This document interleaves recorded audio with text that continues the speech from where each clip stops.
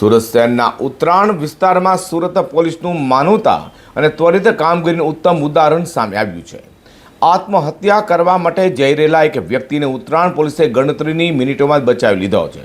પોલીસે માત્ર જીવ બચ્યો જ નહીં, પરંતુ કાઉન્સેલિંગ કરીને તેને પરિવારને સોંપી માનવતાભરી કામગીરી પણ કરી હતી। ઉત્તરાણ પોલીસ પાસેથી મળતી માહિતી મુજબ ગત 3 જૂનના રોજ ઉત્તરાણ પોલીસને કંટ્રોલ રૂમ મારફતે માહિતી મળી હતી કે ગોવિંદ પાર્ક સોસાયટીમાં રહેતો એક વ્યક્તિ આત્મહત્યા કરવા જઈ રહ્યો છે।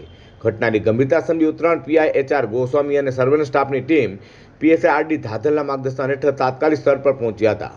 જે મકાનમાં યુવાન આપઘાત કરવાનો હોય, મકાનનો મુખ્ય દરવાજો અંદરથી બંધ હોવાથી પોલીસે ઝડપી નિર્ણય લઈ પ્રથમ માળની પાછળની બારીથી મારફતે ઘરમાં પ્રવેશ કર્યો હતો।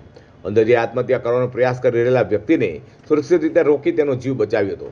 ત્યારબાદ તેને પોલીસ સ્ટેશન લાવી જીવન અને રોજિંદા પ્રશ્નો લઈને કાઉન્સેલિંગ કર્યું હતું। બાદમાં તેને તેના પરિવારજનોને સોંપ્યો હતો।